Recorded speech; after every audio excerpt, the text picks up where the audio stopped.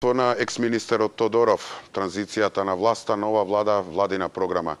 Гостин денеска во вестите на Алфа е екс-премиерот и лидерот на ВМРО ДПМН Никола Груевски. Добре дојдовте во денешното. Поздрав до сите што не следат. До нашите вести. Првото прашање. Вчера ќе останевте без еден од своите најблиски соработници, висок функционер на ВМРО ДПМН. Очекувавте ли такво нешто да се случи? Очекувате други такви напади? Знаете што?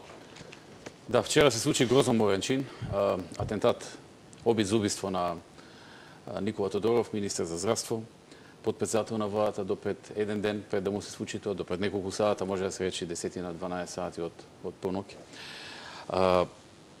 Знаете што? Дали очекувавме? 3 години во Македонија се гради атмосфера во која што СДСМ, Зоран Заев, невладините организации кои што се впрегнати и платени да работат во нивна полза. Дел од медиумите кои што директно работат за нив. Градат атмосфера за да се случи нешто вакво. Градат атмосфера дека ние сме монструми, дека ние некого сме убивале, дека Тодоров е масовен убиец, како што го нарекува неколку години, дека е министер за смрт, а не министер за здравство.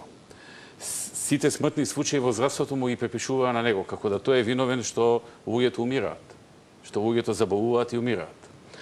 Знаете што, ако некој во здравството направи најмногу опрема, најмногу ги прати лекарите да одат на обуки и да земат најдобри тренинзи во странство, изгради болници, реконструираше болници и се друго што требаше да се направи, реформи од различен тип, тоа е токму Тодоров и оваа влада која што беше до пред некој ден, цели 11 години. Ако така се гледа, сите преходни министри требало ние да ги нарекуваме или идни министри за смрт или масовни убици. Затоа што нема министер за здравство што ќе спречи луѓето да умираат. За сега во светот не се појавил министер за здравство кој што направил таква атмосфера да никој не умира. Значи беше една гнасна, гадна пропаганда и против Тодоров, и против сите членови на владата и раководството на ВМРО ДПМН. Не прикажуваа за криминалци, за корумпирани, за нелуѓе, не прикажуваа за монструми, за убици. Кога толку години се гради една таква атмосфера со нереални работи, со лажни работи, со невистинити работи, со нешто што треба само да му послужи на СДСМ за луѓето да не замрзат, да не гледаат со поинакви очи, да не гледаат онаки какви што не сме во реалноста, тогаш природна консеквенца е после толку многу силна кампања против нас, да се случи нешто вакво што се случи. Значи, ние вчера имавме сторител на атентатот, но има и потикнувачи. Има оние кои што градеа атмосфера. Тоа сакав да кажам. Станува збор за 60 годишен дедо на девојче кој е починало за време на мандатот. Барате ли сега потикнувачите да бидат гонети? Одговорност треба да има. За оние кои што го нарекува Тодоров дека е убиец, оние кои што го нарекуваа дека е министер за смрт и оние кои што го нарекуваа дека е виновен за смртта на тоа девојче, за кое што јас искрено жалам. Јас сум родител и знам што значи такво нешто. Знам што значи да имаш дете, да е болно и така натаму и така натаму. Но да обвинеш некого дека е виновен за нечија смрт е, а притоа тоа да не е точно, е огромна грешка која што доведува до вакви последици. Погледнете што се случи. Инаку, патем речено, јас во тоа време како председател на владата направи собствена истрага за да видам што се случи, бидејќи беше насекаде низ медиумите, се зборуваше се и се што. Се зборуваше дека министерот Тодоров е крив, дека други функционери се виновни и така натаму. Од она што на крајот го добив, испадна дека девојчето починало од бронхопнеумонија, а не од болеста за која што требаше да биде оперирано. Тоа чекаше за операција за друга болест. Беше понудена, колку што се сеќавам од информациите што ги добив, болница во Турција да биде оперирано, но родителот на детето оцени дека не требало таа болница со некои своји аргументи и бараше во друга болница. Додека тоа се организираше и се чекаше, додека тоа не се беше случило да отиде, девојчето имало бронхопнеумонија. Не било третирано соодветно, не било однесено на лекар, било третирано според информациите што тогаш ги добив со некои домашни лекови на начин на кој што сметале дома дека треба да му помогнат и починало, за жал. И потоа Тодоров беше обвинет за министер кој што е предизвикал смртта на девојчето. И тоа беше направено заради политичка цел. Тоа не беше направено заради девојчето, за жал. Бардем да беше нешто заради жал за девојчето, ајде да речеме луѓето со емоции тргнале, го жалеле девојчето, жалиме за целата ситуација, тажат по тоа и така натаму. Не, нема врска тоа. Тажеа неговите родители, сите овие што го покренаат од политиката, од СДСМ, од така наречените граѓански издруженија финансирани од еден центар. Тие имаат чиста политичка цел. Тие сакаат да го дисквалификуваат Тодоров и владата, да не направат монструми. Добро, што можете не мислеа дека еден ден ќе се случи ова, дека ќе излезе некоја роднина на детето и може да пука. Како да се спречи, очекувате ли слични да има такви инциденти? Тоа го префрват, уште го слушам вчера Оливер Спасовски, дека тоа било резултат на тоа што луѓето не верувале веќе во судскиот систем и сега си ја преземале работата во своји раце. Во кого не веруваат? Во кој судски систем? Во оној што Крстичи што 4 месеци го држише Скопје под обсада, со не знам колку тони оружје во Кондово, на крајот влезе како херој и излезе како уште поголем херој од судот во Скопје во време на СДСМ. Во она време кога Иснафилис Джемаили направи 300 плячки на државата и никој не поведуваше сметка за тоа. И остана, дури откако дојде владата на ВМРО ДПМН, тогаш да се заинтересираат институциите да го решаваат. Но оние случаи со директор на Годел кој што не ги доби судските казни, на оној случај кога она жена Шуклева во Гевгелија не ја пуштаа да излезе на погреб на незиниот татко. За такви неверувања во судството ли говори Спасовски?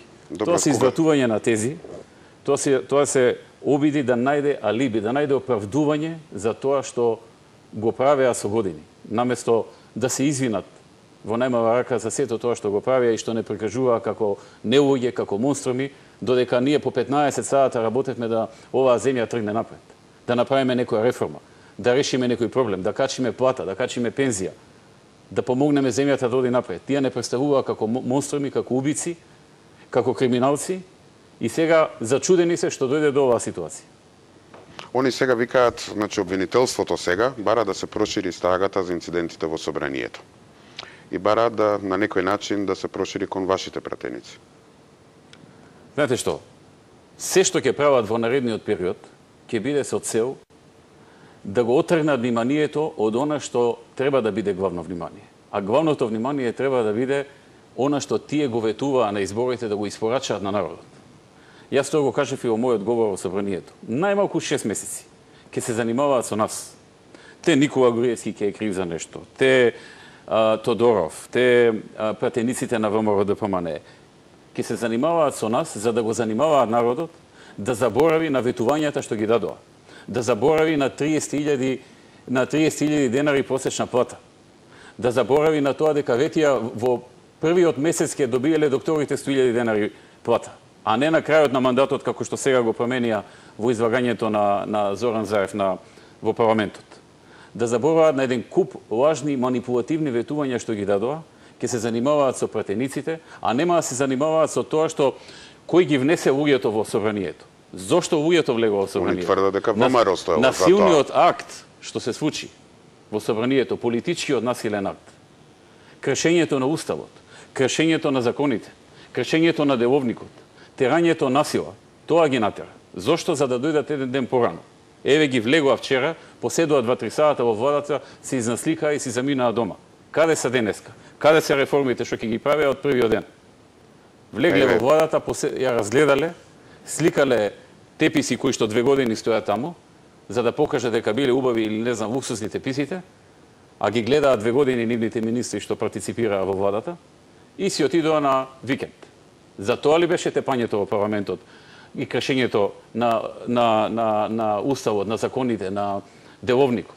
За тоа ли се направија, се предизвика инциденти, го предизвика народот да изреагира на таков начин на кој што не требаше да изреагира, на начин на кој што беше испровоциран. За да дојдат еден ден порано, да изнасликаат што имало низ владата, а си отидат на викенд. Добро, сега тоа е тоа, беше... ќе се занимаваат со нас. Ќе се занимаваат со нас затоа што знаат, секогаш било така. СДСМ кога доаѓал на власт, не испорачува некој значај. Погледнете еве новите реформи што ги кажуваат. Тоа сакав да ве прашам. Еве вчера беше не е баш така дека е празно, имаше нели собранието, го укина екстерното. Тоа е нивна реформска Знаете што? мерка. Веќе 2 работи најавија, односно едната е направија, едната е најавија. Укинување на екстерното што го завршија и тоа искористија прилика додека ние излеговме заради пукањето кон Тодоров на еден прилично непочитувачки начин кон колега пратеник. кој што до ден пред тоа им беше колега пратеник. Ден пред тоа Тодоров се откажа од пратеничката функција. Значи, наместо да запре барем неколку часа собранието, да видиме што се случило, кој пукал, атентат на министер и потпредседател на влада до пред 10 часа. Тие седна и го укина екстерното тестирање. И тоа го нарекуваат реформа. Добро, значи, сега укинувањето на наши реформи го нарекуваат реформа. Сега го најавуваат укинување на плаќање Пучинок во Пучинок во здравството. Извинете, Ќе се вратам на екстерното. Екстерното, за екстерното сакав јас. Сепак многумина се согласуваат со таа одлука, посебно еве да речеме децата и родителите на децата. Се што ние сме правеле, вклучувајќи го екстерното тестирање, беше со добра намера. Беше решавање на проблеми кои што ги имавме во основното и во средното образование. А проблемите беа следни. Од 26 ученика, 24 со сите петки. Тоа не е нормално. Тоа го нема никаде во светот. Тоа не е реално. И ние знаевме дека тоа не е реално. И наставниците знаеа дека тоа не е реално. И родителите знаеа дека тоа не е реално. Тоа се случи во 90-тите години, во транзицијата, кога дојдоа новопечени богаташи од приватизациите што ги направија притисок врз наставниците на нивните деца на кои што не им обрнуваа внимание да научат повеќе, да им стават сите петки, да им ги стават сите петки. Наставниците притиснати од тоа почнаа подоцна да ставаат на сите ученици петки затоа што чувствуваа одговорност дека на едно дете кое што нема знаење ни за двојка му ставаат петка, а на сите останати им ставаат тројка или четворка, а знаат повеќе од детето кое незаслужено добило петка. Ние имавме многу разговори со наставници пред да го воведеме тоа. И ги прашувавме зошто, што се случи за да вие одеднаш во еден период од 5-6 години направите политика сите да добијат петки, сите да се скрос одлични без знаење. Добро, екстерното го поправи тоа? Екстерното во една мера го подобри тоа. Го подобри значително. За образованието има многу фактори што се значени. Еден од факторите е знаењето. Второ е креативноста. Трето е воспитниот процес и така натаму. Екстерното тестирање беше насочено кон првиот, кон знаењето. Значи тоа требаше да го подобри квалитетот на знаење или барем да обезбеди реално оценување. Затоа што ние долгорочно мислиме на нашите деца, а не краткорочно денес да се вратат со петка без знаење. Еден ден ќе го завршат образованието. Ќе дојде време ќе треба да се јават на пазарот на труд, да бараат работа. Некои од нив ќе сакат да бидат меѓународно компетентни, конкурентни. Како ќе бидат без знаење? Како ќе бидат ако со оценка од двојка или тројка имаат петка? Ќе се шокираат. Добро, меѓутоа се шокираат кога ќе излезат на меѓународниот пазар на труд и ќе видат како нивните врсници знаат многу повеќе од нив. Ние сакавме да помогнеме преку таа мерка да наставниците бидат обезбедени од тоа да им се врши притисок. Да не може да им се врши притисок затоа што ако попуштат ќе им се одрази на платата. И они имаат алиби да кажат: чујте, ако јас му ставам на вашето дете од двојка петка, на екстерно текстирање ќе се покаже дека знае за двојка и мене платата ќе ми се намали. Ние сакавме да даеме еден вид оружје, аргумент во раците на наставниците, да ги одбијат таквите родители кои што наместо да се посветат, да седнат, да им помогнат на нивните деца да научат, се трудат, времето го трошат да ги притиснат наставниците да им стават петки без знаење. Да, тоа ни беше целта. Беше непопуларна мерка. И ни беше исто така ни беше целта да ги натераме децата со труд, со знаење, со резултат, да дојдат до висока оценка и до успех, да се навикнат во животот, со свој труд да успеваат, а не со трудот на родителите. Не без труд, не без знаење, не со пари на некого, не со мок на некого, туку со собствено знаење и со собствен труд да дојдат до својата оценка. Значи, тука главен фактор е знаењето, да има знаење, и главен фактор исто така воспитниот процес. Го учиш детето со собствени сили, со собствен труд да дојде до заслужената оценка. Да, ма еве, непопуларно е вика, децата се мачеле, премногу учеле, непотребно нека го укинат целото учење во училиштата и да не се мачат. Или еве нека ги укинат има турските испити и за тоа се мачат. Нека ги укинат оценките. Какво е тоа децата се мачеле? Па сите ние во цел свет и во Македонија и секаде низ светот, додека трае образовниот процес на некој начин, ако сакате така да го кажеме, се мачиме. Се мачиме 8 години, 9 во основно, па 4 во средно, па 4 или 3 или 5, зависно како е системот на факултет, за подосна во наредните 40 или повеќе години да уживаме во плодовите на тоа што сме го научиле. Да бидеме конкурентни, да бидеме способни, да бидеме срекни, да не почитуваа дека имаме некое знаење, да одиме напред, да правиме кариера, да заработуваме повеќе, да имаме покомфорен живот. Тоа е целта на образованието. Не може да се каже дека образованието е мачење на децата. Какво мачење кога се трудиме да им го возможиме тоа што ќе ги направи во иднина срекни. Тоа е една популистичка мерка на СДСМ. Тоа е крајно негативна мерка. Знам дека многу родители го подржуваат тоа. Можеби некои се посрекни детето сега да им се врати со петка, а без доволно знаење, отколку детето, откако ќе го заврши школувањето, да биде срекно и да биде благодарно на тоа што го научило низ образованието и со кое што ќе просперира во животот и во Македонија и конкурирајќи било каде во светот. И знаете што? Гледам многу родители ќе се пофалат, нивното дете отишло во странство, завршило средно училиште во некое престижно училиште во Америка, во Англија, во Франција и така натаму, или факултет завршило, универзитет, и се фалат дека има многу знаење, дека има диплома од престижен универзитет, а тука кога треба да добие знаење во Македонија, тогаш што е мачење. А не е мачење кој ќе отиде на средно училиште во Англија, или кој ќе отиде на Јел универзитетот во Америка, ќе се утепа од учење, ќе дојде со знаење, ќе дојде со квалитетна диплома и тогаш они се горди на тоа, така? А кога треба тука во Македонија во основно и во средно да се воведе Кембридж методата на учење, односно Кембридж наставната програма и учебници, кои што се едни од најпрестижните во светот, кога треба да има екстерно тестирање, за да се оневозможи сите да добиваат петки, а да нема знаење. Тогаш што е мачење. Немојте да молам. Добро, тоа е првата мерка. Треба да ги отвориме очите за што работиме во ова општество. Тоа е првата кои мерка вредности ги сакаме. Првата мерка што која најави да добиеме во иднина. Новата влада. Се нарекуваат реформска. Најавија 5% раст на економијата, 30.000 денари просечна плата. Зашто у ваше време не се случи? Значи вака да ви кажам. Ние кога дојдовме во владата, просечната плата беше 190 евра. 11.700. Сега кога си заминавме, просечната плата е 23.700. Речи си дупло. Значи 370 евра е сега. Од 190 на 370. Би било дупло ако беше од 190 на 380. Бидејќи е 370, велам речи си дупло. Од прилика 90% поголема од тоа што е наследивме. Но тоа не се направи на ниеден друг начин, со ниедна друга мерка, туку со привлекување инвестиции.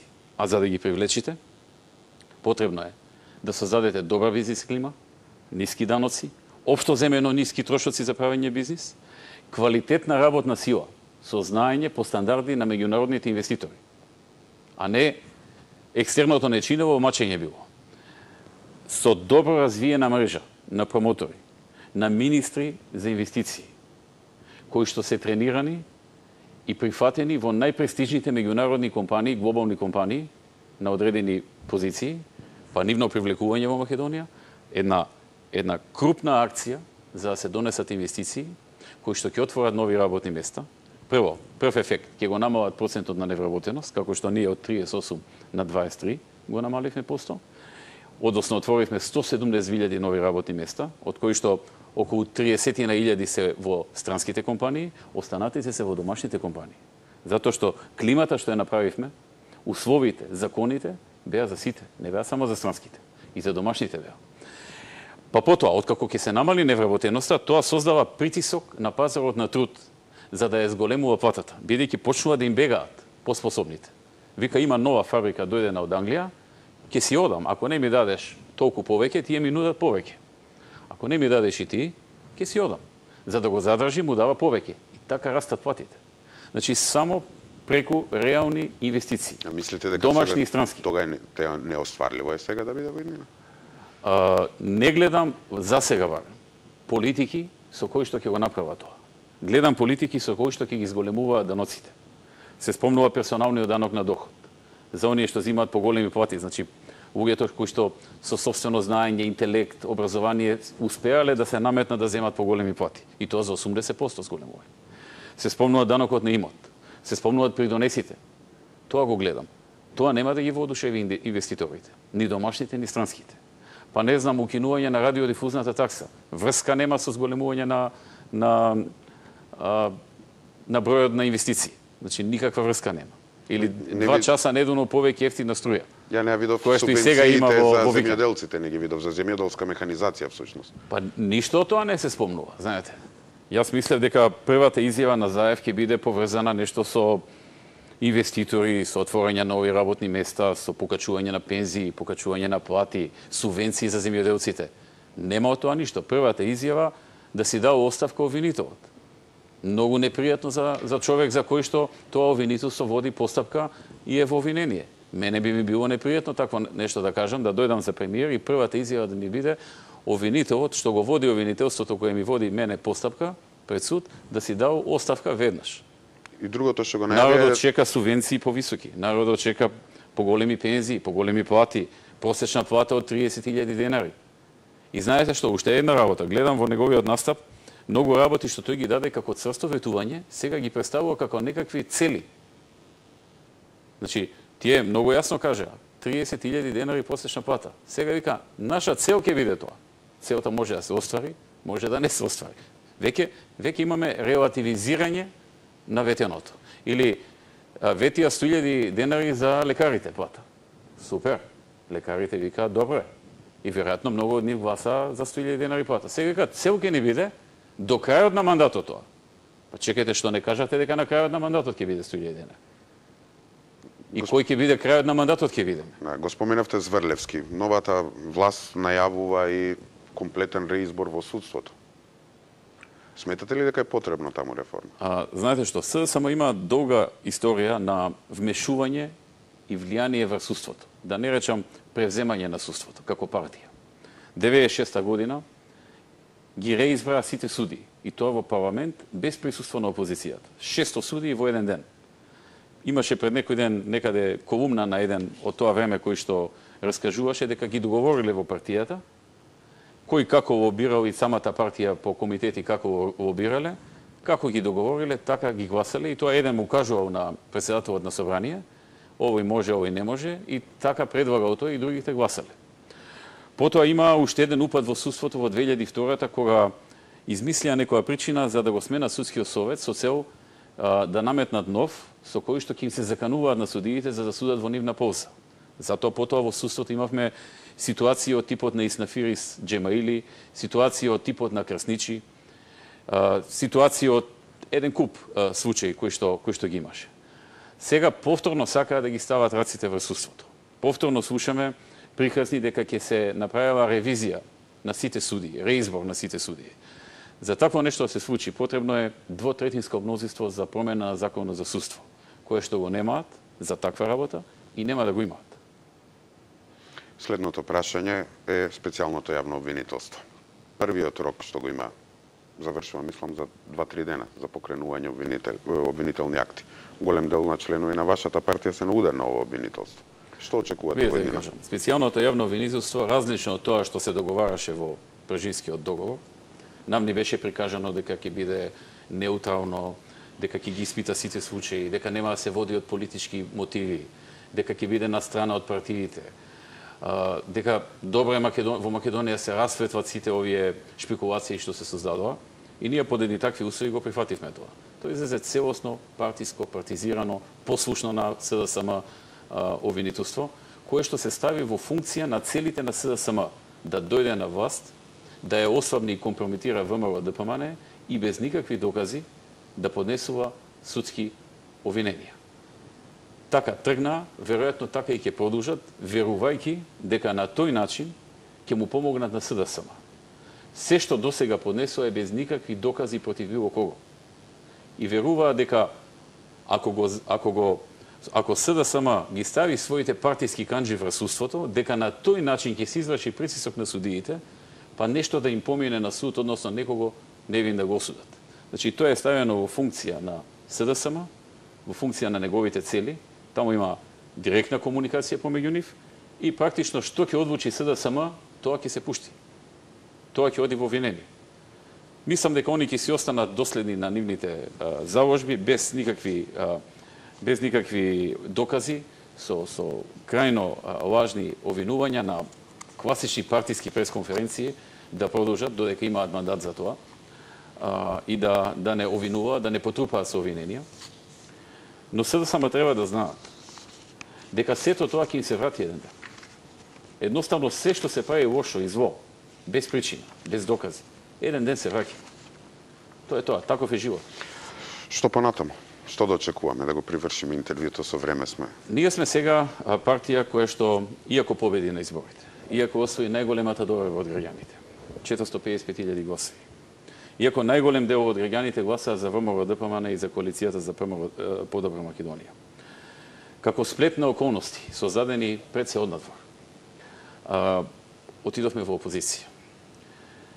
Престои период во кој што ние целосно ќе се реорганизираме, ќе се освежиме и со нови кадри, ќе ги реорганизираме и нашите општински комитети, местните комитети, извршниот комитет, ќе се преструктурираме во секој поглед и ќе бидеме одговорна и силна опозиција. Може да се очекува која брзо ќе се врати на власт. Реструктурирање, зборите нови ликови и старите да се заменат, па и ве прашањето кое го поставуваат, останувате лидер?